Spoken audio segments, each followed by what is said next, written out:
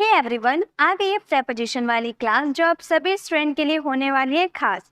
ये वीडियो लंबी जरूर है बट इस वीडियो में आपको सारे प्रेपोजिशन एक साथ मिलने वाली हैं। इस वीडियो को देखने के बाद आपके प्रेपोजिशन में कोई डाउट रहेगी ही नहीं। तो चलिए वीडियो को स्टार्ट करते हैं और प्रेपोजिशन से रिलेटेड सारी कंफ्यूजन को दूर करते हैं। तो सबसे पहले हम बात करेंगे इन, ऑन और एट के डिफरेंस के बारे में, क्योंकि स्टूडेंट की ज्यादातर दिक्कत इसी में आती है। वो इन के जगह ऑन की जगह एट ये यूज कर देते हैं, क्योंकि इसके हिंदी मीनिंग बिल्कुल सिमिलर से होते हैं, इसलिए स्टूडेंट कंफ्यूज हो जाते हैं। तो पहले यहाँ पे हम कुछ सेंटेंसेस मैंने लिख रखा है और यहाँ पे मैंने पिक्चर्स भी दे रखा है। पिक्चर के थ्रू मैं आपको समझाऊंगी पूरे वीडियो में, ओके, ताकि आप इसे अपनी प्रैक्टिकल कॉन्वर्सेशन में भी यूज कर पाओ।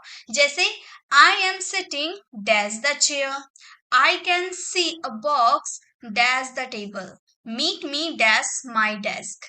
ये वाला जो सेंटेंसेस आपको तीन दिख रहे हैं, क्या आप बता सकते हो इन किस में आएगा, ऑन किस में आएगा, एट किस में आएगा? क्या आप इसके डिफरेंस को समझ सकते हो? तो मैं बताऊंगी कि आई एम सिटिंग, इन का यूज करेंगे यहाँ पे। अब आप बोलोगे मैम जरा एक्सप्लेन कीजिए यहाँ पर इन का यूज क्यों किए, ऑन का यूज क्यों नहीं किए हैं। तो जब बात करोगे आप इस वाले चेयर की, ठीक है, देखिए एक दो तरह के चेयर होते हैं, एक आर्मरेस्ट चेयर होते हैं और एक बिना आर्मरेस्ट वाले होते हैं। आर्मरेस्ट का मतलब जिसमें ये जो बना होता है ना चेयर में, अगर ऐसे चेयर में अगर बना रहा यानी कि वो इनक्लोज्ड है। एक इन का यूज इनक्लोज्ड एरिया के लिए किया जाता है, बंद एरिया के लिए किया जाता है। तो जब ऐसे आर्मरेस्ट वाले चेयर में आप बैठते हो ना, यानी कि आप उसके अंदर जाते हो, ठीक है, तो अंदर जाते हो यानी कि आप एक इनक्लोज्ड एरिया में चले जाते हो। दैट्स वाई हमने यहाँ पर इन का यूज किया। यहीं पर अगर ये वाले आर्मरेस्ट नहीं होते, दूसरे चेयर होते, तो वहां पे हम ऑन का यूज कर देते, वो आगे हम देखेंगे। तो ये क्लियर हो गया कि आर्मरेस्ट जब चेयर होती है तो वहां पे हम क्या करते हैं, जब बैठते हैं यानी कि वो अंदर की तरफ हम जाते हैं, तो एक इनक्लोज्ड एरिया में पैक हो जाते हैं, इसीलिए हम वहां पर इन का यूज करेंगे, ठीक है। I can see a box dash the table, table। I can see a box, मैं एक बॉक्स को देख सकता हूँ जो टेबल पे रखी हुई है, यानी कि टेबल को क्या कर रही है, टच। टेबल इस टाइप का टेबल है जो किधर से भी क्लोज नहीं है, ठीक है, एक सिंपल सा टेबल है। उसके ऊपर अगर आप कोई बॉक्स रख दिए हो यानी कि बॉक्स उस टेबल से टच कर रही हो, सरफेस से टच कर रही हो। तो जब कोई चीज सरफेस को टच किए हुए रखी होती है तो वहां पे हम यूज करते हैं ऑन का। जैसे अगर ये फ्लावर वाज, अगर आप देखने जाओ फ्लावर पॉट को, तो यहाँ पर ये टेबल को टच कर रही है, तो यहाँ पे हम ऑन द टेबल का यूज करेंगे, ठीक है। जिस चीज को आप टच करके रहोगे ना, तो वहां पे ऑन का यूज किया जाता है। ये घिरा नहीं है, किधर से भी घिरा हुआ नहीं है, ये नॉर्मल सा टेबल है, उसके ऊपर किताबें रखी हुई है, तो on the books the books are on the table का यूज करेंगे। या फिर कैट टेबल के ऊपर बैठी हुई है तो हम बोलेंगे the cat is sitting on the table, okay. तो इस तरह से आप यूज कर सकते हो, यानी कि सरफेस से जब कोई चीज चिपकी हुई रहती है तो ऑन का यूज किया जाता है। Meet me dash my desk, देखिए एट का यूज किया जाता है पॉइंट, किसी पॉइंट को बताने के लिए। मैं यहाँ पे लिख देती हूँ, ये एरिया, इनक्लोज्ड एरिया की बात करोगे, एक मिनट, जब आप बात करोगे एक इनक्लोज्ड एरिया की, ठीक है, तो वहां पे इन का यूज करते हैं। और जब बात करोगे आप सरफेस को टच करने की, ठीक है, सरफेस को टच करने की बात करोगे तो वहां पे ऑन का यूज करेंगे। और एक पॉइंट की बात करेंगे तो एट का यूज करेंगे। Meet me at my desk, ये मेरे डेस्क है, तो मैंने आपको बोला कि आप मुझसे मेरे डेस्क के पास मिलो, यानी कि मैंने एक पॉइंट बता दिया कहाँ मिलना है, डेस्क के पास। तो एक पॉइंट मैंने बता दिया आपको, दैट्स वाई यहाँ पर एट का यूज होगा, ठीक है। क्लियर है इन, ऑन, एट के डिफरेंस आपको क्लियर है। जब आप एक इनक्लोज्ड एरिया की बात करोगे तो इनका यूज करोगे, जब आप सरफेस को टच करने की बात करोगे तो आप वहां पर ऑन का यूज करोगे, और जब आप एक स्पेसिफिक पॉइंट की बात कर दोगे, यानी कि इस जगह पे आपको, जैसे मैं आपको बोल दूं कि आप मुझे बस स्टैंड पे मिलो, तो बस स्टैंड क्या हो गया, एक स्पेसिफिक जगह मैंने आपको बता दिया, एक पॉइंट बता दिया कि आप वहां पे मुझसे आके मिलो, तो एट का यूज कर देंगे, ठीक है। तो एक पॉइंट की बात करेंगे तो वहां पे एट का यूज कर देंगे, क्लियर। अब यहाँ पे देखिए, यहाँ पे दो चेयर है, एक ऐसा चेयर है और एक है, दोनों में फर्क है ना, चेयर में दोनों फर्क है, इसमें आर्मरेस्ट बना हुआ है, इसमें बिना आर्मरेस्ट का है। तो ये दोनों चेयर में से किसमें इन का यूज करें, किसमें ऑन का यूज करें? तो मैंने क्या बोला कि जब आर्मरेस्ट चेयर पे हम बैठते हैं, यानी कि अब हम उसके अंदर चले जाते हैं, इसीलिए यहाँ पे यूज होगा इन का, क्योंकि ये इनक्लोज्ड एरिया हो गया। और यहाँ पे हम नॉर्मली बैठ सकते हैं, क्या अंदर जा रहे नहीं, हम नॉर्मली खड़े हैं उस पे बैठ गए, किधर से भी ये घिरा हुआ नहीं है, ठीक है। तो यहाँ पे हम ऑन का यूज करेंगे, ठीक है। तो ये चेयर में डिफरेंस, अगर आपको इस वाले चेयर पे बैठना होगा तो इन द चेयर का यूज करना, और ऐसे वाले चेयर के ऊपर बैठना होगा तो ऑन द चेयर का यूज करना। ओके, अब यहाँ पे देखिए दो बेड बने हुए, एक ऐसा बेड है और एक नॉर्मल सा प्लेन बेड है, ठीक है। दोनों में से कहाँ पे इन होगा, कहाँ पे ऑन होगा, ये अब आपको समझ में आ गया है। देखिए ये बेड में क्या है, ये पीछे से भी कवर है, ये इधर से भी कवर है, एक तरह से इधर से भी ये पूरा इस तरह से कवर है, ठीक है। यानी कि ये चारों ओर से कवर है, जब आप इसके अंदर सोगे यानी कि वो इनक्लोज्ड एरिया हो गया, तो इन द बेड का यूज करेंगे। और ये क्या एकदम फ्लैट है कि इधर से भी ये घिरा उरा नहीं है, एकदम ऐसे नॉर्मल सा है, ठीक है। तो यहाँ पर ऑन द बेड का यूज करेंगे। ओके, अब आ जाते हैं हम अपने सेंटेंसेस और एग्जाम्पल्स में, ठीक है। जैसे कि हमारा पहला प्रीपोजिशन है ओवर एंड अवर्ब। अगर हम इसके हिंदी मीनिंग की बात करें तो ओवर का मतलब भी होता है ऊपर और अवर्ब का मतलब भी होता है ऊपर। मैं यहाँ पर हिंदी मीनिंग जस्ट ऐसे ही बता दे रही हूँ, यहाँ पर आपको हिंदी मीनिंग से याद नहीं करने, मैंने बस ऐसे ही बता दिया आपको, ठीक है। तो ओवर का मतलब भी ऊपर होता है, वर्ब का भी मतलब ऊपर होता है। जैसे घड़ी टेबल के ठीक ऊपर है, तो यहाँ पे आपको टेबल दिख रही है, टेबल के ऊपर यहाँ पर घड़ी है, ठीक ऊपर है। जब कोई चीज ठीक किसी ऊपर होती है यानी कि एकदम सीधे में होती है, तो वहां पे ओवर का यूज करते हैं। और यहाँ पे घड़ी टेबल के केवल ऊपर है, यानी कि टेबल से ये घड़ी ऊंचाई पे है, लेकिन क्या ये टेबल की सीधाई में है, ठीक ऊपर है? नहीं, सिर्फ ऊपर है, लेकिन ये थोड़ी बगल में है, ठीक ऊपर में नहीं है, ठीक है। तो ये चीज आप ध्यान रखिएगा, जब कोई चीज किसी चीज के ठीक ऊपर रहती है, ठीक है, तो वहां पे ओवर का यूज करेंगे। घड़ी टेबल के ऊपर है तो हम बोलेंगे the clock is over the table, over the table. The clock is over the table, यानी कि जो क्लॉक है वो टेबल के ठीक ऊपर रखी हुई है। यहीं पर घड़ी टेबल के केवल ऊपर है, ऊपर तो है लेकिन ठीक ऊपर नहीं है, ये तो बगल में है। अगर यहाँ पे रहती तो हम ओवर का यूज करते, लेकिन यहाँ पे नहीं, यहाँ पे है, ठीक ऊपर नहीं है, तो यहाँ पर अबव का यूज करेंगे। हमारा सेंटेंस हो जाएगा The clock is above the table. The clock is above the table. मतलब जो घड़ी है वो टेबल के ऊपर है, केवल ऊपर है, ठीक ऊपर नहीं है। देखिए जैसे कि मान लो आप खड़े हो, ठीक है, आप खड़े हो, आपके सिर के ऊपर से वो एरोप्लेन गया, यानी कि एक टाइम ऐसा आया ना कि आपके सिर के ठीक ऊपर एरोप्लेन था, तो आप बोलोगे ओवर माई हेड। ओके, अगर वही चीज अगर आप देख रहे हो, अब ऊपर खड़ा तो नहीं रहेगा, मान लो ऊपर में कोई चीज रखी हुई है, आप मान लो आप जहां पर बैठे हो ठीक ऊपर में आपके फैन है। बहुत लोग ऐसे होंगे जो बैठ के मेरी वीडियोस देख रहे होंगे, किसी के सिर के ठीक ऊपर फैन होगा और किसी इंसान मतलब किसी स्टूडेंट के ठीक ऊपर नहीं, थोड़ी साइड में फैन होगा। तो आप मुझे कमेंट में लिख के बताना, अगर आपके ठीक ऊपर है तो आप यूज करोगे over my head, the fan is over my head. और अगर आपका ऊपर तो है लेकिन साइड में है तो आप यूज करोगे the fan is above my head. Okay, तो ओवर और अबव को इस तरीके से लिख के मुझे कमेंट में जरूर बताना कि फैन आपके ठीक ऊपर है या केवल ऊपर है। आई होप आपको ये क्लियर हो गया होगा। अगर आपको कोई प्रीपोजिशन में डाउट होती होगी ना तो वो मुझे आप बता देना, ठीक है। अब देखिए नेक्स्ट, अब हम बात करेंगे अंडर एंड बिलो। अंडर का मतलब होता है नीचे और बिलो का मतलब होता है नीचे। जैसे अभी आपने ओवर और अबव देखा ना, जस्ट उसका ऑपोजिट है अंडर और बिलो। ओवर का ऑपोजिट अंडर, अबव का ऑपोजिट बिलो। अगर ठीक नीचे हुआ तो अंडर, और नीचे तो है, केवल नीचे है, साइड में भी हो सकता है लेकिन नीचे है तो बिलो। जैसे टेबल घड़ी के ठीक नीचे, ये टेबल है, ये घड़ी के देखिए ठीक नीचे है ना, घड़ी के ठीक नीचे ये टेबल है, तो यहाँ पर अंडर का यूज करेंगे, हम बोलेंगे table the table is under the clock, under the clock, the table is under the table is under the clock, यानी कि जो टेबल है वो घड़ी के ठीक नीचे है, ओवर का जस्ट ऑपोजिट। अब बिलो टेबल घड़ी के केवल नीचे है, ये घड़ी है इसके नीचे तो है लेकिन ये साइड में है, ठीक है, साइड में, ठीक नीचे नहीं है, तो यहाँ पर बिलो का यूज करेंगे, हम बोलेंगे द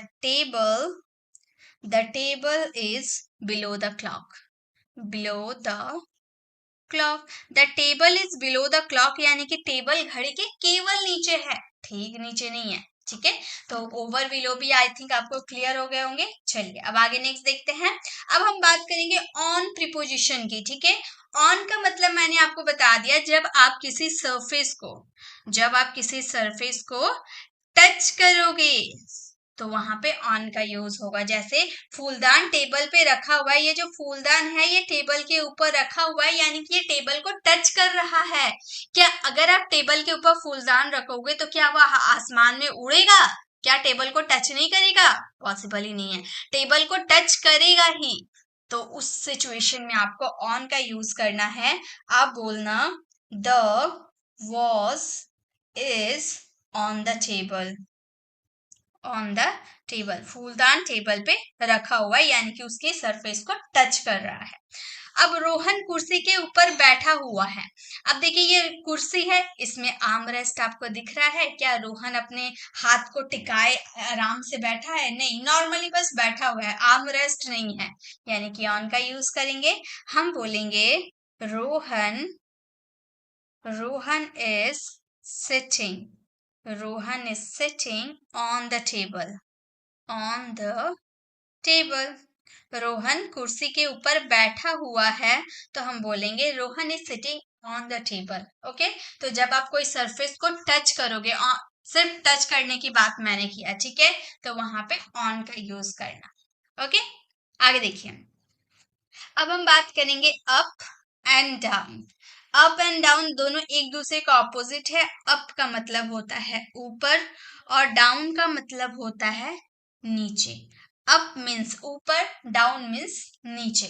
जैसे सब्जियों का दाम बढ़ रहे हैं, यानी कि सब्जियों का दाम ऊपर जा रहा है, उसी तरीके से बलून ऊपर जा रहा है, ठीक है। तो किसी चीज के प्राइस की बात करो, किसी थिंग्स की बात करो, ऊपर जाता है ना, तो अप का यूज करेंगे, हम बोलेंगे द प्राइजेस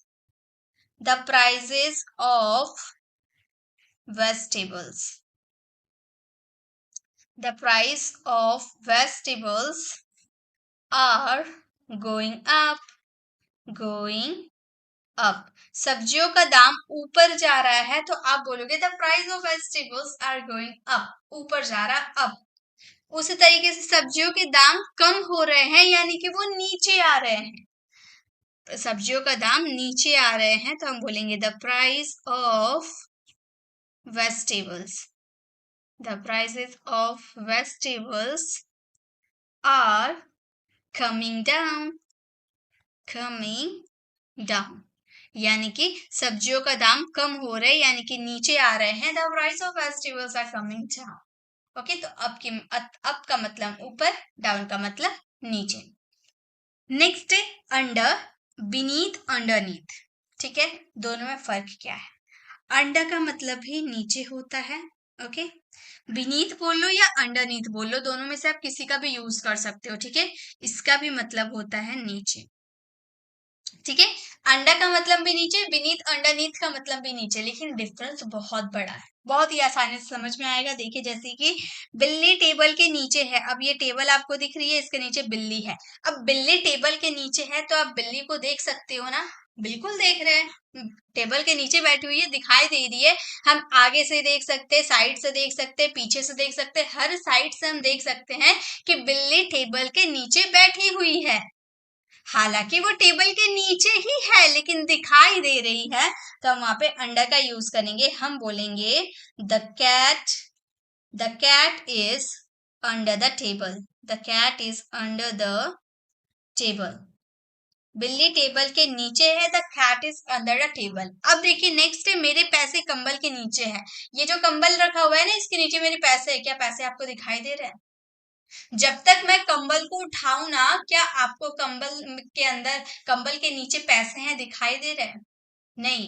अब ऐसा तो नहीं है कि कंबल के नीचे पैसे नहीं है, मैंने पैसे रखे हैं. अब आपको दिखाई नहीं दे रही है लेकिन पैसे हैं कंबल के नीचे, तो वहां पे हम अंडर या बीनीथ का यूज, अंडरनीथ या बीनीथ का यूज करेंगे.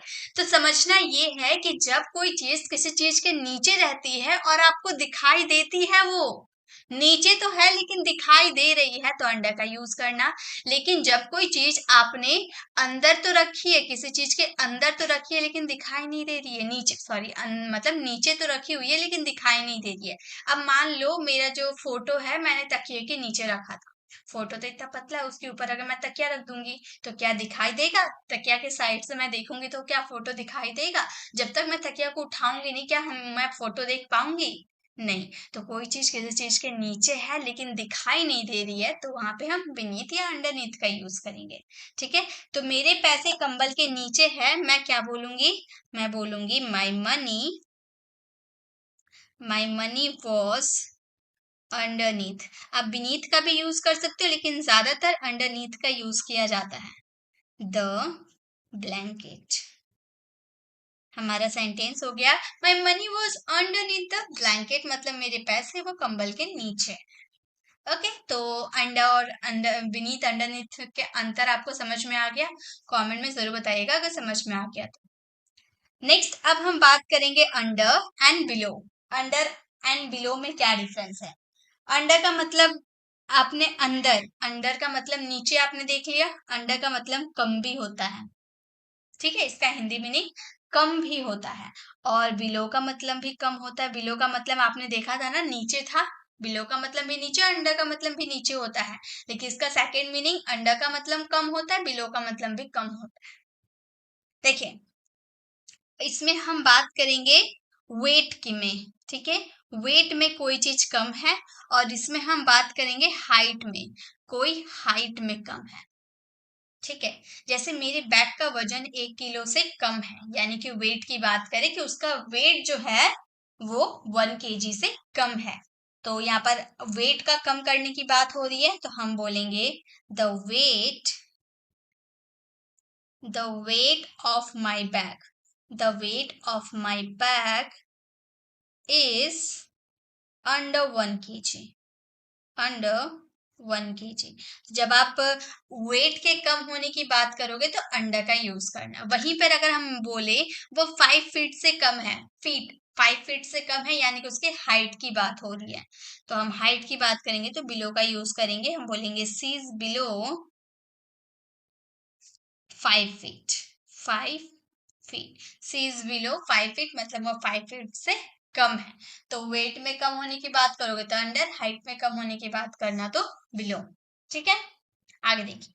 इसलिए इसके हिंदी मीनिंग पे ध्यान मत दीजिएगा, क्योंकि हिंदी मीनिंग आपको सिमिलर देखने को मिल सकते हैं लेकिन उसका मीनिंग बिल्कुल चेंज हो जाता है. ओके, चलिए आगे देखते हैं. नेक्स्ट अब हम बात करेंगे बिटवीन. अमंग या अमंगस्ट, दोनों में क्या डिफरेंस है? बिटवीन का मतलब होता है बीच में. ठीक है, और अमंग और अमंगस्ट का भी मतलब होता है बीच में. दोनों का मतलब होता है बीच में. दोनों में डिफरेंस क्या है? डिफरेंस है, यहां हम बात करेंगे two people and two things के बारे में. ठीक है, दो व्यक्ति या दो वस्तुओं के बीच में रहने की बात करोगे तो वहां पे आप बिटवीन का यूज करोगे. लेकिन अगर आप बात करो more than two people, more than two people two things, मतलब दो से ज्यादा वस्तु या व्यक्ति की बात करोगे तो अमंग या अमंगस्ट का यूज करेंगे. सिंपल सा. बिटवीन मतलब जब आप दो व्यक्ति दो वस्तुओं के बीच में रहने की बात करोगे तो बिटवीन. और जब आप दो व्यक्ति दो वस्तुओं से ज्यादा, यानी कि कितने भी हो सकते, 10 15 20 25 कितने भी हो सकते हैं, उनके बीच में रहने की आप बात करोगे तो अमंग या अमंगस्ट का यूज करना.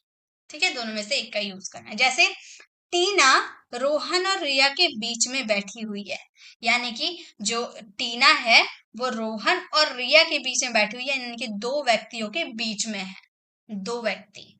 तो यहाँ पे हम बिटवीन का यूज करेंगे, हम बोलेंगे Tina is sitting, Tina is sitting between, Tina is sitting between Rohan and Riya, Rohan and Riya. Tina is sitting between Rohan and Riya. उसी तरीके से रोहन अपने दोस्तों के बीच खड़ा है। अब हम यहाँ बोले हैं रोहन अपने दोस्तों के बीच खड़ा है, क्या हम बोले दो दोस्तों के बीच खड़ा है? नहीं, कितने भी दोस्त हो सकते हैं, 2 3 4 5 6 कितने भी हो सकते हैं, ठीक है, लेकिन 2 से ज्यादा होंगे। तो वहां पे हम अमंग या अमंगस्ट का यूज करेंगे, हम बोलेंगे Rohan was standing, Rohan was standing among, Rohan was standing among his friends। आप among की जगह amongst का भी यूज कर सकते हो, ठीक है। तो यहाँ पर आपको समझ में आ गया, टू पीपल या टू थिंग्स की बात करोगे तो बिटवीन, और more than two people two things की बात करोगे तो वहां पर among या amongst, ठीक है। चलिए आगे बढ़ते हैं, नेक्स्ट देखते हैं, नेक्स्ट क्या है। अब आ गए हम फ्रॉम। फ्रॉम का मतलब होता है से, फ्रॉम का मतलब होता है से, ठीक है। अब यहाँ से जो हम प्रीपोजिशन कुछ देखेंगे वो सिर्फ से रिलेटेड आपका प्रीपोजिशन होगा, सबके हिंदी मीनिंग से ही आपको देखने को मिलेंगे, ठीक है।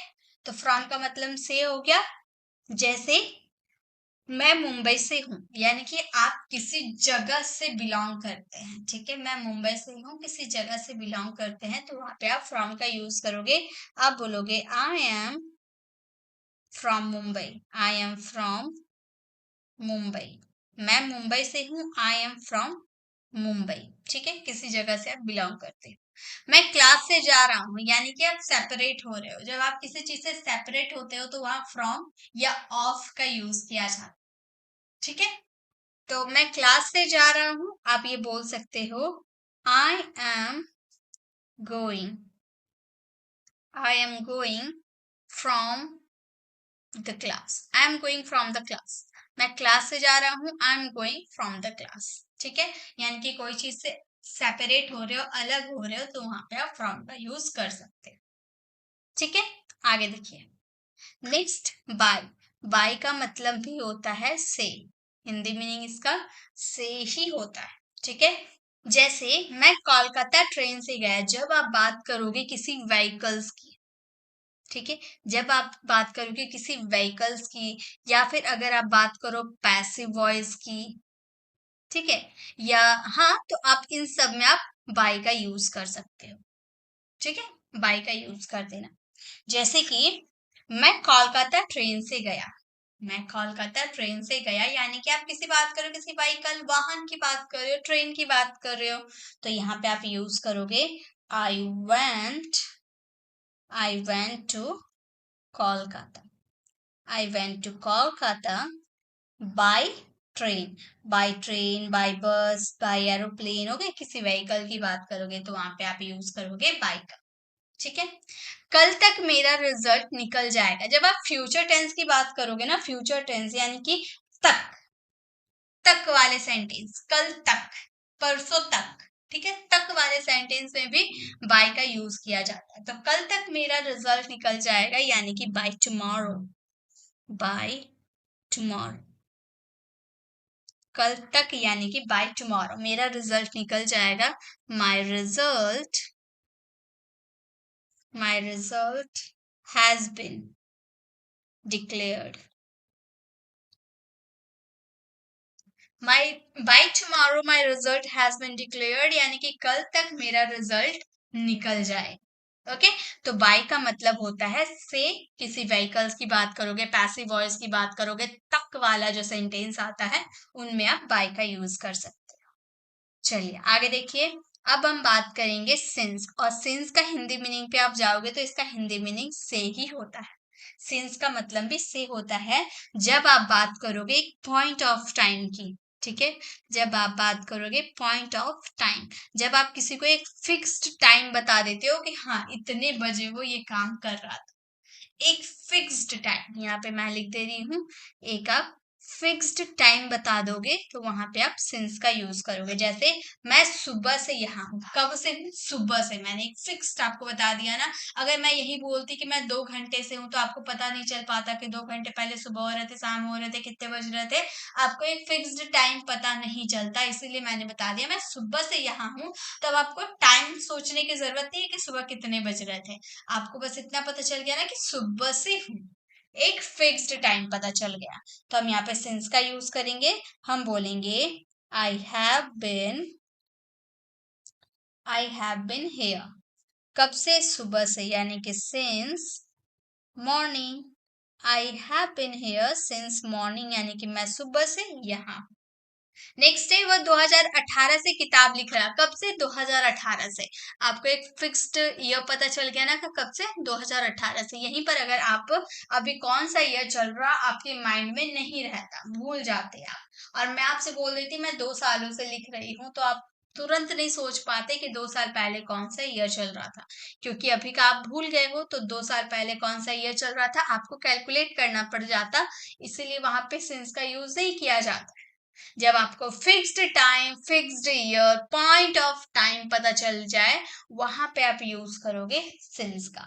तो वह 2018 से किताब लिख रहा था, हम बोलेंगे he had been, he had been writing, he had been writing a book, he had been writing a book। कब से? 2018 से, सिंस 2018। आपने कोई कोई बॉटल्स में देखा होगा, वहां पे सिंस करके जब वो बॉटल्स ऑर्गेनाइज हुआ था वो डेट लिखा रहता है, ठीक है, सिंस करके लिखा।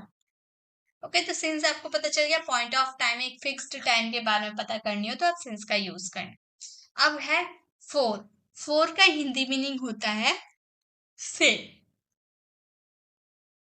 जैसे अभी आपने सिंस देखा ना कि पॉइंट ऑफ टाइम आपको पता चल जाए तो सिंस का यूज करना, लेकिन अगर आप ड्यूरेशन ऑफ टाइम की बात करो, यानी कि आप कितने बजे से खेल रहे हो नहीं पता, ठीक है, ड्यूरेशन ऑफ टाइम, आप कैलकुलेट करके वो टाइम निकालोगे तो वहां पे फोर का यूज होगा। मैं 3 घंटे से यहाँ हूँ, अब आपने अभी टाइम नहीं देखा कि कितने बज रहे हैं, और मैं बोल दूं कि मैं अभी 3 घंटे से यहाँ खड़ा हूँ, तो आप थोड़े सोच में पड़ जाओगे ना, घड़ी देखने लगोगे कि अभी कितने बज रहे हैं, 3 घंटे पहले कितने बज रहे थे, आप सोच में पड़ जाओगे। यानी कि मैंने फिक्स टाइम आपको नहीं बताया है, तो यहाँ पे फोर का यूज करेंगे। फिक्स्ड टाइम के लिए सिंस, और फिक्स्ड टाइम ना हो तो फोर, ठीक है। तो हम ये सेंटेंस को बोलेंगे I have been here for 3 hours, for 3 hours। I have been here for 3 hours, यानी कि मैं 3 घंटे से यहाँ, मैं 2 घंटे से काम कर रहा हूँ। अगर मैंने अभी टाइम नहीं देखा होगा तो मैं थोड़े टाइम कैलकुलेट कर पाती ना, करने लगती ना, मैं टाइम देखने लगती कि अभी कितने बज रहे हैं, 2 घंटे पहले कितने बज रहे थे, सोच में पड़ जाती। तो यहाँ पे हम यूज करेंगे फोर का। मैं 2 घंटे से काम कर रहा हूँ, मैं बोलती आई have been working, I have been working. कब से? 2 घंटे से, यानी कि for 2 hours। I have been working for 2 hours, यानी कि मैं 2 घंटे से काम कर रहा हूँ। ओके, चलिए आगे देखिए नेक्स्ट क्या है। नेक्स्ट है हमारा ऑफ। ऑफ का मतलब भी होता है से। ऑफ का हिंदी मीनिंग भी होता है से। जैसे कि दो से, यहाँ पे जैसे आपने फ्रॉम का यूज किया था ना सेपरेट होने के लिए, वैसे यहाँ भी आप सेपरेट होने के लिए ऑफ का यूज करोगे। जैसे वह स्कूल से गया, यानी कि स्कूल से अलग हो गया, तो यहाँ पे आप ऑफ का यूज कर देना। आप बोलना went he went of the school, he went of the school. वह स्कूल से गया, स्कूल से अलग हो गया, he went of the school. वह क्लास से गया, यानी कि वो बदमाशी कर रहा था क्लास में तो टीचर ने उसे निकाल दिया, तो वो क्लास से गया यानी कि क्लास से अलग हो गया। तो हम ये सेंटेंस को बोलेंगे he went of the class, he went of the class, वो क्लास से गया, he went of the class. चलिए आगे देखते हैं। नेक्स्ट है आपका विद, और विद का मतलब भी होता है से। ठीक है, विद का मतलब भी होता है से। जब आप किसी इंस्ट्रूमेंट की बात करोगे, टूल्स की बात करोगे, ठीक है, छोटा मोटा जो औजार होता है उसकी बात करोगे, तो विद का यूज होगा। जैसे मैं सब्जियों को चाकू से काटता हूँ, तो चाकू क्या, एक धारदार, एक नुकीली औजार हो गया ना आपका, तो वहां पे आप यूज करोगे विद का। ठीक है, मैं सब्जियों को चाकू से काटता हूँ, आप बोलोगे मैं सब्जियों को चाकू से काटता हूँ, I chop the vegetables, I chop the vegetables with knife, I chop the vegetable with the knife. Okay, मतलब मैं सब्जियों को चाकू से काटता, किसी धारदार वस्तु, नुकीली वस्तु से काट। ठीक है, नेक्स्ट है उसने पेड़ कुल्हाड़ी से काटा, यानी कि कुल्हाड़ी के एक धारदार वस्तु है, ठीक है, कोई औजार है, तो वहां पे यूज करेंगे विद का। हम बोलेंगे he cut tree with axe, with axe, he cut tree with axe. ठीक है, यानी कि वो सब पेड़ कुल्हाड़ी से काट, विद का यूज करेंगे से, कोई टूल्स इंस्ट्रूमेंट की बात करेंगे। ओके, नेक्स्ट है आपका थ्रू। थ्रू का यूज करेंगे हम जैसे कि थ्रू का मतलब भी होता है से। ठीक है, थ्रू का मतलब भी होता है से, एक इनक्लोज्ड एरिया, एक मिनट, एक इनक्लोज्ड एरिया से इस पार से उस पार जाने के लिए थ्रू का यूज करते हैं। जैसे गेंद खिड़की से बाहर चली गई, मान लो आप रूम के अंदर खेल रहे थे, आप आपका भाई बॉल से खेल रहे थे, बॉल इतनी जोर आपने मारा कि खिड़की को तोड़ते हुए वो बाहर जाके गिर गया। तो एक इनक्लोज्ड खिड़की क्या है, एक इनक्लोज्ड एरिया है, आपने अंदर से बॉल को मारा तो वो खिड़की से होते हुए बाहर गई, यानी कि इनक्लोज्ड एरिया से होते हुए। तो जब आप एक इनक्लोज्ड एरिया, बंद एरिया से होते हुए इस पार से उस पार जाते हो, तो वहां पे यूज किया जाता है थ्रू का। तो हम ये सेंटेंस को बोलेंगे the ball went through, the ball went through the window। हमारा सेंटेंस हो गया the ball went through the window, यानी कि गेंद खिड़की से बाहर चली गई। ठीक है, इंक्लोज एरिया से। मान लो ये क्या है, ये एक पाइप है, ठीक है, ये पाइप मान लो बहुत मोटा सा पाइप है, एक बच्चा आया, वो बच्चा खेलते खेलते इस पार से उस पार चला गया, यानी कि एक इनक्लोज पाइप था, वो इस पार से उस पार गया, तो वहां पे थ्रो का यूज कर। ठीक है, एक इनक्लोज एरिया से इस पार से उस पार जाने के लिए थ्रू का यूज किया जाता है। कार सुरंग से निकल गई, ये एक सुरंग है, ठीक है, सुरंग दोनों ओर से खुला रहता है, बीच में सुरंग बना हुआ रहता है, टर्नल। तो गाड़ी क्या होती है, गाड़ी आती है तो इस पार से उस पार जाती है सुरंग से होते हुए, ये टर्नल से होते हुए। तो टर्नल एक इनक्लोज एरिया है, इनक्लोज एरिया से इस पार से उस पार जाती है, मीन्स थ्रू का यूज करेंगे। हम ये सेंटेंस को बोलेंगे द कार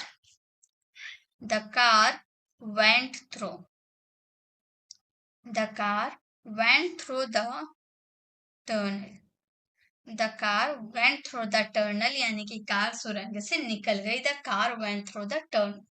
ओके, तो इस तरह से आप थ्रू का यूज कर सकते हो। जब आप किसी इनक्लोज्ड एरिया से इस पार से उस पार जाते हो, तो वहां पे आपको थ्रू का यूज करना है।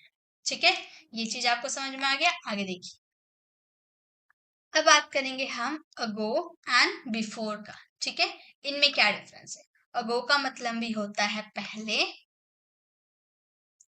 और बिफोर का मतलब भी होता है, ठीक है, दोनों का मतलब होता है पहले। वो मुझे 10 मिनट पहले कॉल कर रहा था, तो हम बोलेंगे he was calling me, he was calling me 10 minutes ago, 10 minutes ago। He was calling me 10 minutes ago. वो मुझे 10 मिनट पहले से कॉल कर रहा। बस आपके आने से पहले 5 मिनट, बस आपके आने से 5 मिनट पहले निकल गया, पहले ही निकल गया। ठीक है, तो हम बोलेंगे यानी कि जब तक वो पहुंचा तब तक बस निकल गया था, तो हम बोलेंगे the bus had left. The bus had left 5 minutes, 5 minutes before. You can, you can। तो हमारा सेंटेंस हो गया the bus had left 5 minutes before you can, यानी कि बस आपके आने से 5 मिनट पहले ही निकले। ओके, आगे देखिए। नेक्स्ट बात करेंगे आफ्टर एंड आफ्टर। दोनों ही आफ्टर आफ्टर है। ठीक है, दोनों का हिंदी मीनिंग बिल्कुल अलग होता है। जैसे एक आफ्टर का मतलब आप बोल सकते हो के बाद, कोई काम करने के बाद, और एक आफ्टर का मतलब होता है पीछा, पीछा करना या पीछे पड़ना। उसमें भी आफ्टर का यूज किया जाता है। चोर के पीछे पुलिस पीछे पड़ी हुई रहती है ना, तो वहां पे आफ्टर का यूज करें।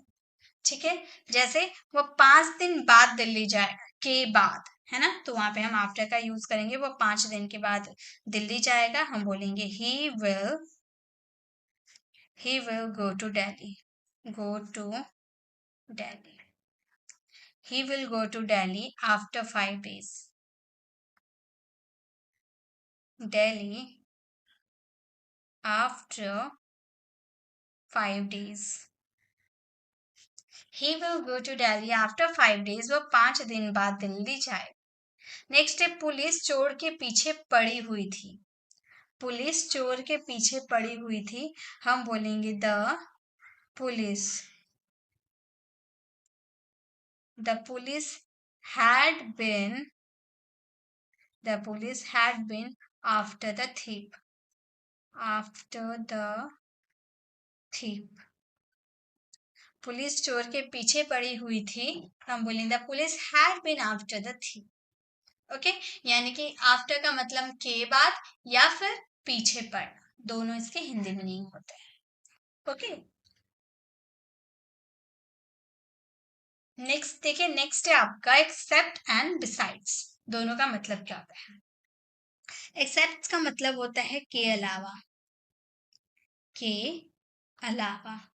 ठीक है, और बिसाइड्स का मतलब भी होता है के अलावा। मतलब सीधे सी बात, हिंदी मीनिंग बिल्कुल सेम होती है, लेकिन इसके यूज करने का तरीका अलग है। ये कपड़ा मुझे पसंद नहीं है, इसके अलावा और क्या विकल्प है? यानी कि ये कपड़ा जो ये हाथ में लिया है, इसे ये पसंद नहीं है, तो ये दुकानदार को बोल रहा है कि मुझे ये कपड़ा पसंद नहीं है, यहाँ पे जितने टंगे हुए मुझे ये कपड़ा पसंद नहीं है, क्या आपके पास और दूसरा है? यानी कि इसे हटा दो भाई, मुझे दूसरा चाहिए, क्या आपके पास दूसरा है? तो हम इस सेंस में एक्सेप्ट का यूज करेंगे, हम बोलेंगे I don't like this dress, this dress. What are the other option? Other option, एक minute, other options except this। हमारा सेंटेंस हो गया I don't like this dress, what are the other option except this, यानी कि इसको छोड़ करके आपके पास कोई दूसरा विकल्प है। ठीक है, अब ये नेक्स्ट सेंटेंस देखिए, ये समझ आओगे ना तो वो भी समझ में आ जाएगा। ये कपड़े भी अच्छे, ये कपड़ा भी अच्छा है, इसके अलावा और क्या विकल्प है? यानी कि ये जो कपड़े रखे ये तो मुझे पसंद है भाई, इसके अलावा कोई और है? यानी कि इसे भी पैक करवा दो, इसके अलावा कोई है वो भी दिखा दो। दोनों में फर्क क्या है? एक्सेप्ट का यूज वहां करेंगे जहां पे आपको वहां पे सामान पसंद नहीं आया, तो आप पूछो कि इसको छोड़ के इसके अलावा क्या दूसरा है? और बिसाइड में मतलब जो आपको पसंद आया है उससे तो आपने साइड करवा दिया, भाई ये बहुत अच्छे है, इसके अलावा दूसरा। ठीक है, तो दोनों में ये फर्क है, एक्सेप्ट और बिसाइड। ठीक है, तो हम ये सेंटेंस को बोलेंगे this dress is This dress is also nice. But what? But what are the other options besides this?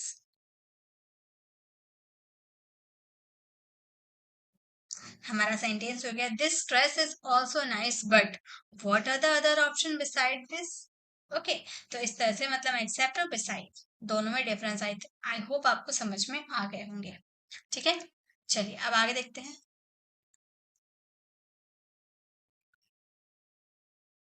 चलिए अब आगे देखते हैं.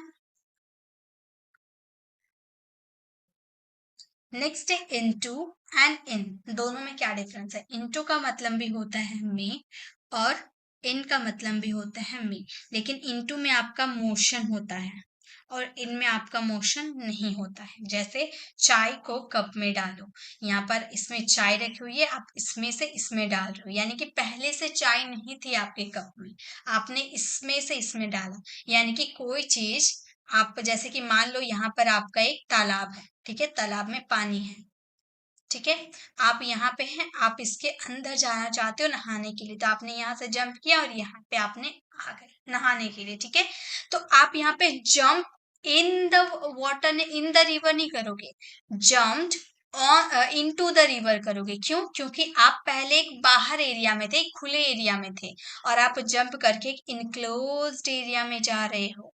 उसी तरीके से चाय पहले दूसरी जगह थी, एक खुले में थी, ठीक है, आपने चाय को गिराया तो एक इनक्लोज्ड एरिया, कब क्या एक इनक्लोज्ड एरिया, एक इनक्लोज्ड एरिया में जा रही है, तो वहां पे इनटू, यानी कि सीधी सी बात ये रही, एक खुले एरिया से बंद एरिया में आप जाओगे तो वहां पे इनटू का यूज करोगे. जैसे ऑफिस में बाहर से मैंने ऑफिस में एंटर किया, तो बाहर एक खुला एरिया था, मैंने ऑफिस में एंटर किया, तो मैं इनटू का यूज करूंगी क्योंकि बाहर से मैं एक इनक्लोज्ड एरिया में जा रही. ठीक है, तो हम ये यूज करेंगे चाय को कप में डालो, हम बोलेंगे pour the tea into the cup, into the cup, pour the tea into the cup, यानी कि चाय को कप में डालो. कप में चाय है, ये कप में ऑलरेडी चाय है, यानी कि पहले से ही वो इनक्लोज्ड एरिया में है, वो अभी नहीं है, पहले से ही है. अब आप ऑफिस में पहले से ही हो, ऑफिस के अंदर आप पहले से ही हो, ठीक है, ऑफिस के अंदर आप पहले से हो तो आप इनका यूज करोगे. और मैं अगर अंदर से बाहर से अंदर जा रही हूँ तो मैं इनटू का यूज करूंगी. जब पहले से आप इनक्लोज्ड एरिया में रहोगे तो इनका यूज करोगे. हम बोलेंगे there is tea in the cup, in the cup, there is tea in the cup, यानी कि कप में चाय है. ओके, चलिए अब आगे देखते हैं. नेक्स्ट अब हम बात करेंगे ahead of, beyond. Ahead of beyond में डिफरेंस. ठीक है, अहेड ऑफ का यूज करेंगे हम एग्जाम्पल के साथ करेंगे. मैं रोहन के आगे खड़ी हूँ, यानी कि आप किसी पर्सन के आगे. तीनों का हिंदी मीनिंग होता है आगे, आगे, आगे, आगे. तीनों का हिंदी मीनिंग बिल्कुल सेम होता है. डिफरेंस है, जब आप किसी इंसान के आगे खड़ा होने की बात करोगे तो आप वहां पर अहेड ऑफ का यूज करोगे. जैसे मैं रोहन के आगे खड़ी थी तो आप बोलोगे I was standing, I was standing ahead of Rohan, ahead of Rohan, यानी कि मैं किसी पर्सन, किसी इंसान, लिविंग थिंग्स के आगे खड़ी थी, तो मैं वहां पे अहेड ऑफ का यूज करूंगी. I was standing ahead of Rohan, मैं रोहन के आगे खड़ी थी. अब बियॉन्ड का यूज कहाँ करेंगे? ये मेरी सोच से आगे है, यानी कि यहाँ पर आप बात करो अब्स्ट्रैक्ट नाउन की. किसकी बात करो? अब्स्ट्रैक्ट नाउन की बात करो, यानी कि निराकार वस्तु, यानी कि जिसे आप टच नहीं कर सकते हो, सिर्फ महसूस कर सकते हो, ना देख सकते हो ना टच कर सकते हो, सिर्फ महसूस कर सकते हो. ये मेरी सोच से आगे है, आगे शब्द का यूज किया गया है, लेकिन यहाँ पर आप सोच को ना देख सकते हो ना टच कर सकते हो. एब्स्ट्रैक्ट नाउन है ये. ठीक है, तो जब आप एक्सट्रैक्ट नाउन की बात करोगे उसमें आगे शब्द का यूज किया रहेगा, तो बियॉन्ड का यूज करेंगे.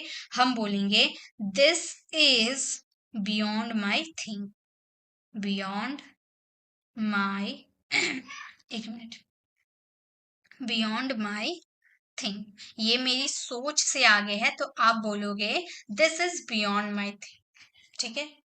अहेड ऑफ अ बियॉन्ड का यूज, वह पेड़ के आगे घर है, यानी कि जब आप बात करोगे नॉन लिविंग थिंग्स, जब आप बात करोगे नॉन लिविंग थिंग्स की, तो वहां पे आप अहेड ऑफ का भी यूज कर सकते हो, बियॉन्ड का। तो यहाँ पे देखिए अहेड ऑफ, सिर्फ अहेड ऑफ का यूज करोगे किसी पर्सन के आगे रहने की बात करोगे तब, बियॉन्ड का यूज करोगे जब अब्स्ट्रैक्ट नाउन की बात करोगे तब, और अहेड ऑफ बियॉन्ड दोनों का यूज कर सकते हो आप नॉन लिविंग थिंग्स के साथ।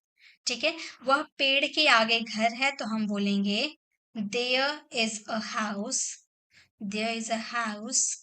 यहाँ पे आप अहेड ऑफ का भी यूज कर सकते हो, अहेड ऑफ, या फिर आप बियॉन्ड का भी यूज कर सकते हो। ठीक है, दोनों में से आप किसी का भी यूज कर सकते हो। Of that tree. ठीक है, तो हमारा सेंटेंस हो गया there is a house ahead of, या फिर बियॉन्ड दैट, बियॉन्ड दैट।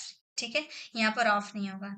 ठीक है, अहेड के साथ ऑफ हमने यूज कर दिया, बियॉन्ड के साथ ऑफ यूज नहीं हो। ठीक है, ये चीज आपको तीनों में डिफरेंस आपको समझ में आ गई। अब आगे देखिए, अब हम बात करेंगे इनसाइड, आउटसाइड, ड्यूरिंग। इसमें कुछ भी अलग नहीं है। इनसाइड का मतलब होता है अंदर, ठीक है, आउटसाइड का मतलब होता है बाहर, और ड्यूरिंग का मतलब होता है दौरान, मतलब किसी समय के दौरान। ओके, जैसे मैं घर के अंदर थी, नॉर्मली अंदर थी, तो आप इनसाइड का यूज करोगे, आप बोलोगे I was inside the house, inside the, मैं घर के अंदर थी, I was inside the house, मैं घर के बाहर थी, बाहर शब्द का यूज आउटसाइड का यूज करेंगे, I was outside the house, I was outside the house, मतलब मैं घर के बाहर थी, I was outside the house. पढ़ाई के दौरान मुझे भूख लग रही थी, दौरान किसी चीज के दौरान, तो आप बोलोगे I was feeling, I was feeling appetite, I was feeling appetite during study, मतलब पढ़ाई के दौरान, यानी कि during study। तो हमारा सेंटेंस हो जाएगा I was feeling appetite during study, पढ़ाई के दौरान मुझे भूख लग रही थी। तो इसमें कोई डिफरेंस नहीं है, ये बस हिंदी मीनिंग आप इसका याद कर लीजिएगा। चलिए नेक्स्ट देखिए, next about, of, then. About का मतलब होता है के बारे में, अबाउट का मतलब होता है के बारे में, ऑफ का मतलब का, के, की। ठीक है, का, के, की आपके शब्द का यूज किया रहता है, और देन का मतलब होता है किसी चीज से बेहतर होना, से का सेंस आता है, सॉरी, इसमें से का सेंस आता है। ठीक है, तो अबाउट का मतलब के बारे में, वह मेरे बारे में बात कर रही थी, यानी कि के बारे में आया, ये सब हिंदी मीनिंग के साथ ही आपको याद हो जाएंगे। ठीक है, तो आप बोलोगे she was talking, she was talking about me, she was talking about me, वह मेरे बारे में बात कर रही थी, she was talking about me. वह भारत के राष्ट्रपति है, के, भारत के, ठीक है, राष्ट्रपति है, हम बोलेंगे he is the, he is the president, he is the president of India, he was president of India, मतलब वह भारत के राष्ट्रपति है, he is the president of India. मैं तुमसे बेहतर हूं, कंपेयर कर रही हो, तुलना कर, देन का यूज वहां किया जाता है जहां पे आप तुलना करते हो, दो चीजों में तुलना करते हो। तो मैं तुमसे, मैं, मेरा और तुम्हारा कंपेयर हो रहा, मैं तुमसे बेहतर हूं, कंपेयर कर रहे, तुलना कर रहे, तो यहाँ पे देन का यूज करेंगे, हम बोलेंगे I am better than you, I am better than you, मैं तुमसे बेहतर हूं, आई एम बेटर देन। ठीक है, आगे देखिए, नेक्स्ट है टू, टूवर्ड्स, थ्रू आउट। तीनों का मतलब क्या होता है? टू का मतलब होता है जैसे किसी डायरेक्शन में, आपका वो लक्ष्य है, डायरेक्शन है आपका। टू, टूवर्ड्स, टूवर्ड्स का मतलब होता है की तरफ।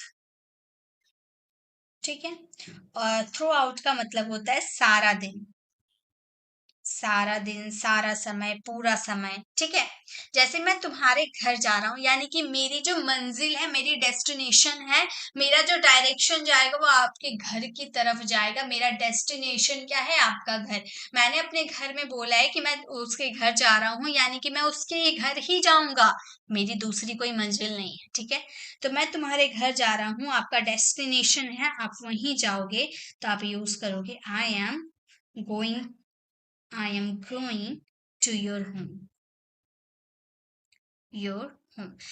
जब आपने बहुत बार देखा होगा, आपने कई सेंटेंसेस बनाए होंगे, आप स्कूल के लिए निकलते हो तो आप क्या बोलते हो? I am going to school, यानी कि स्कूल जो है हमारा डेस्टिनेशन है, हम स्कूल की डायरेक्शन में ही जाएं, ठीक है।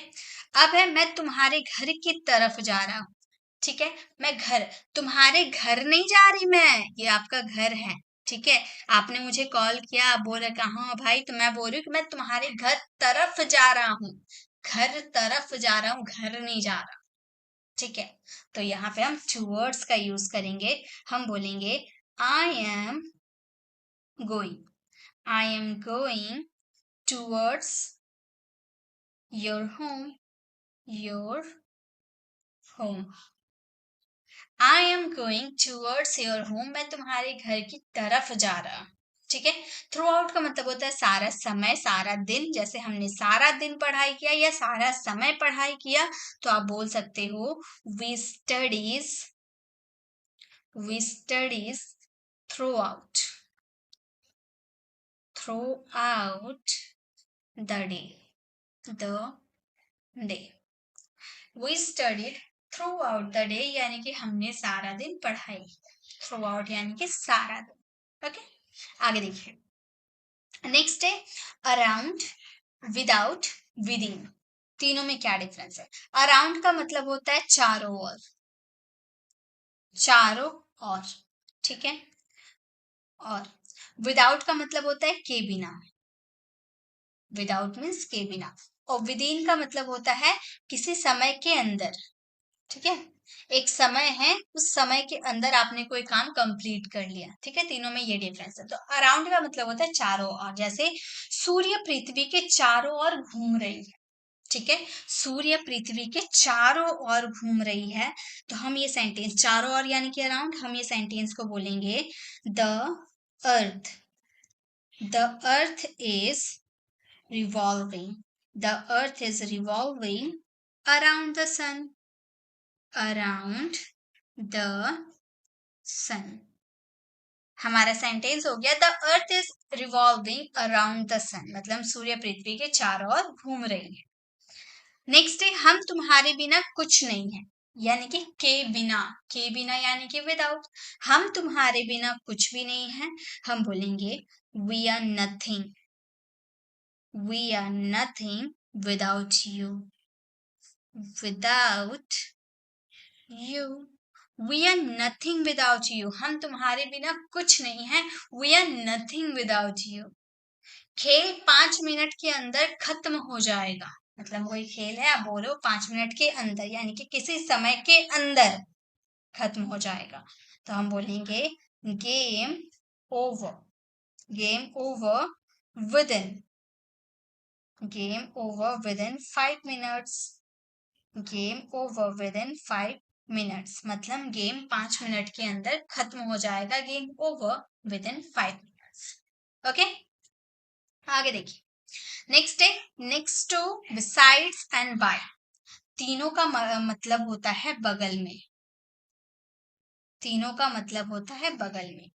अगेंस्ट, अगेंस्ट का मतलब होता है के खिलाफ, मतलब किसी के खिलाफ। और अपोजिट का मतलब होता है विपरीत, अपोजिट का मतलब होता है विपरीत। जैसे वह मेरे बगल में बैठी थी, तो यहाँ पे आप नेक्स्ट टू का भी यूज कर सकते हो, बिसाइड्स का भी यूज कर सकते हो, या बाय का भी यूज कर सकते हो, ठीक है। तो हम बोलेंगे she was sitting, she was sitting next to me, next to me. वह मेरे बगल में बैठी थी, she was sitting next to me.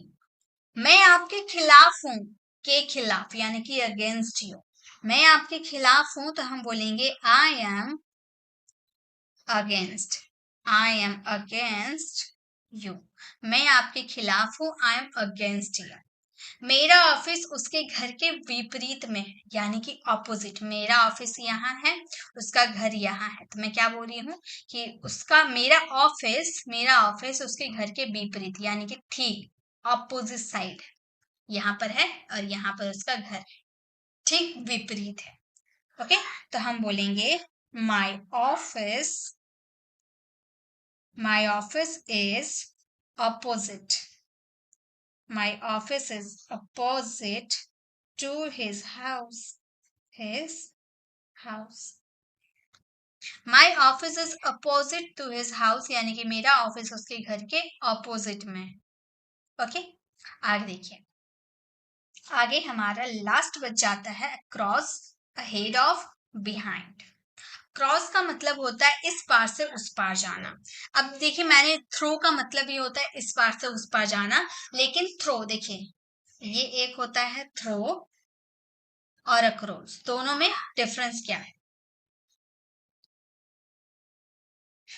Throw और अक्रॉस में डिफरेंस क्या है? जब आप किसी बंद एरिया, ये क्या है, पाइप, और पाइप से आप इस पार से उस पार जा रहे हो, तो यहाँ पे आप थ्रो का यूज करोगे, और इसका यूज करेंगे खुले एरिया में इस पार से उस पार जाना। जैसे आप नदी क्रॉस कर रहे हो ब्रिज से, तो आप नदी जो है वो खुले एरिया में होगा, किसी बंद एरिया में तो नदी नहीं हो सकता, खुले एरिया में होगा, वहां पे ब्रिज बना हुआ है, तो आप इस पार से उस पार जा रहे हो, यानी कि वो बंद एरिया नहीं है, वो खुला एरिया है, तो वहां पे क्रॉस का यूज करेंगे। आप रोड क्रॉस करते हो, इस पार से उस पार जाते हो, तो क्या रोड एक बंद एरिया होता है? नहीं, खुला एरिया होता है, और आप इस पार से उस पार जाते हो, तो वहां पे क्रॉस का यूज करेंगे। ठीक है, यही डिफरेंस है। जैसे नदी नदी के उस पार एक घर है, ठीक है, तो हम क्या बोलेंगे? हम बोलेंगे there is a house, there is a house across, there is a house across the river, the river। नदी के उस पार एक घर है। मेरे आगे कोई नहीं खड़ा, अहेड ऑफ यानी कि किसी पर्सन की बात करोगे, मैंने ये तो बता रखा है आपको, है ना, तो ये सेंटेंस आप फ्रेम करना, ठीक है, ये आप लोगों को पता चल जाएगा, क्योंकि जब हम किसी पर्सन से आगे रहने की बात करते तो अहेड ऑफ का यूज करते। बिहाइंड, मेरे पीछे कोई नहीं खड़ा है, बिहाइंड का ये सेंटेंस है। बिहाइंड यानी कि पीछे, बिहाइंड सिंपल सा मीनिंग होता है, बिहाइंड का मतलब होता है पीछे। तो ये दो सेंटेंसेस आप फ्रेम करना, इसका आंसर मुझे कमेंट में दे। तो गाइस, ये थी आज की हमारी क्लास प्रीपोजिशन की, जहां पे मैंने पूरी कोशिश की है कि एक ही वीडियो में आप लोगों को सारे प्रीपोजिशन कवर करवाऊं। अगर आपको लगता है कि हाँ कोई प्रीपोजिशन रह गए हैं बाकी और आप उसे सीखना चाहते हो, तो मुझे कमेंट में जरूर बताइएगा कि मैम नेक्स्ट पार्ट इसके जरूर लेकर आएंगे। और इसका अगर प्रैक्टिस क्लास भी चाहिए तो कमेंट में मुझे जरूर बताइएगा, ताकि मैं इसकी प्रैक्टिस क्लास आप लोगों के लिए लेकर आऊँ सेंटेंसेस के साथ। तो आज की क्लास कैसी लगी? मैंने पूरी कोशिश की, अपना पूरा एफर्ट लगाया आपको समझाने की। अगर आपको ये मेरा समझाने का तरीका अच्छा लगा तो लाइक कीजिएगा, शेयर कीजिएगा, और एक प्यारा सा कमेंट जरूर कीजिएगा, ताकि मुझे भी मोटिवेशन मिल पाए, मुझे भी ऐसा लग पाए कि मेरा समझाना आप लोगों को पसंद आया और आप लोगों के काम आया। अगर आप हमारे चैनल पर नए हैं और मेरे पढ़ाने का तरीका आपको पसंद आया तो सब्सक्राइब कर आने वाले बेल आइकन को जरूर प्रेस कीजिएगा, ताकि रोज आने वाली वीडियोस की नोटिफिकेशन आपको समय पे मिल जाए। I'll see you in the next video. Till then, bye bye. Take care.